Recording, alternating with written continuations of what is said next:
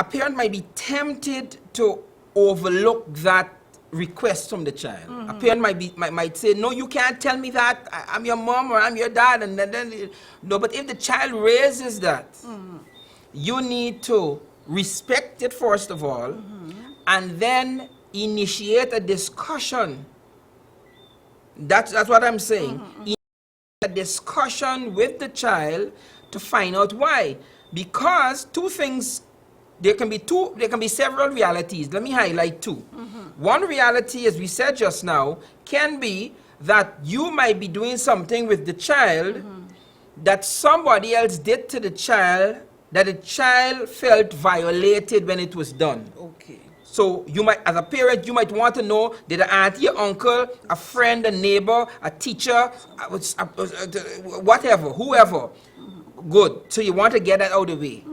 The other thing is, if you overlook the request from the child says, I don't want you to touch me in a certain way, and you overlook that request, you might cause the child to think that anybody can overlook their wishes. Okay, so even though See? I say don't touch, right, go ahead. so even though the child might say, I don't want, don't do that, no, pull on my clothes or whatever, and his mother says, what's wrong with you? You know, you my child, I see you, I wash you, I clean you from the time you were born, all of a sudden, no, you don't want me. So what we are saying is that when I do that now, the child thinks that it's okay Correct. for somebody else to do the same Correct. thing. When they say, no, pull out my clothes, don't do that. And that person says, no, what's wrong with you? You did. Correct. So Right, the child could confuse that into thinking that in as much as I told mommy or I told daddy don't do that, and they still did it, that it is okay for another adult or another person to violate me like that. See? Yeah. So you need to begin all right? So that's one of the areas. You can't exhaust it all. Let me make this here. If you would like us to come to your church or your place of worship or your school, your community center, so we can be engaged, we would be happy to come. You know, just call us and let us know. yeah, because I'm sure they have a lot of people, and I'm hoping they're Correct. calling with a lot of questions Correct. and with a lot of scenarios that you may want to for us to discuss. I remember when one of our daughters, when she turned, she was about what, 6, 7, around there. She used to bathe herself. She, you know. But one of the things I used to do is try to make sure that she was clean. Like that, you check. Double check. You double check to make sure. And if it wasn't thing, you send her back and say, here, this is what you need to do. So I think one of the things we can do when the children request, especially when it comes to them having a bath or shower, just check to make sure, you know, they're clean, you know, without touching, of course. If they said, you know, mommy, I don't want you to do this anymore, we allow them to take a shower by themselves. However, we still check them and make sure that everything is clean, if we want to say like that. Things have been done, and if not, you're going to always show them, you know, tell them exactly what to do to make sure that they're doing what needs to be done.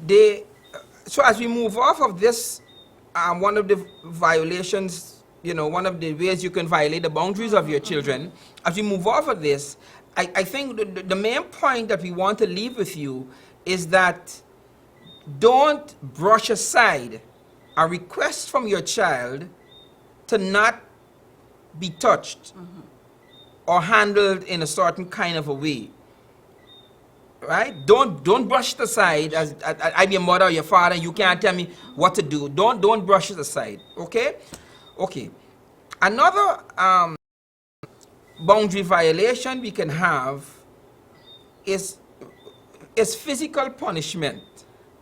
Explain that a little bit, because as I was thinking, how can you explain that a little bit? Explain that. Again, it is beautiful when we have one-on-one discussions with this, you know, when we come to your neck of the woods and you're able to have feedback when we discuss these things.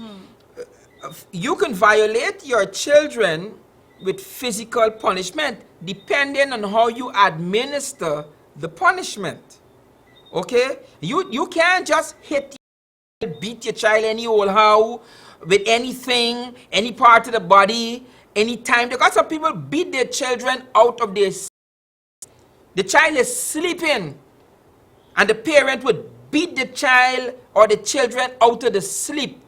No, that is cruel.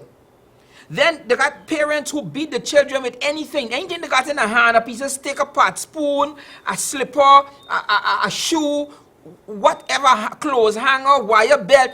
You can violate your children by the way in which you administer punishment. Hey, I'm gonna ask you please to come because we getting some chat.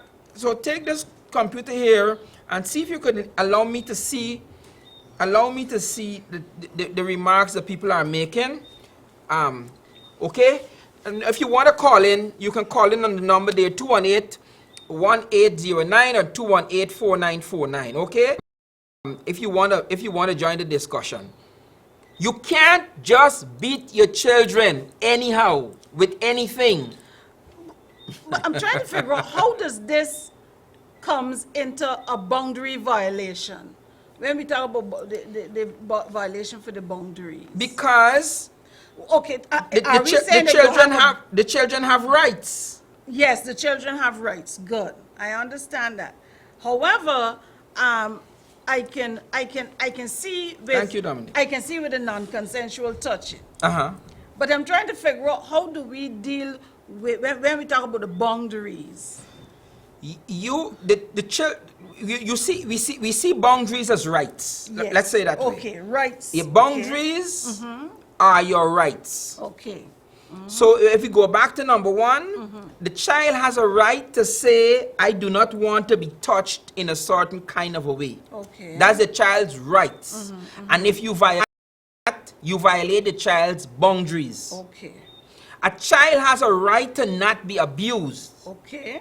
So if you use physical punishment in a cruel, abusive way, you are violating the child's right to not be abused. Okay, got you.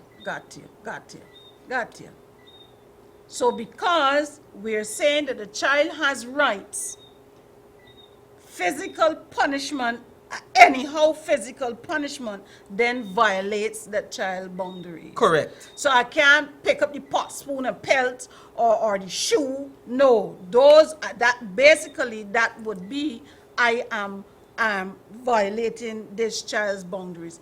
Now let's say I am a single mom and I have 3 children.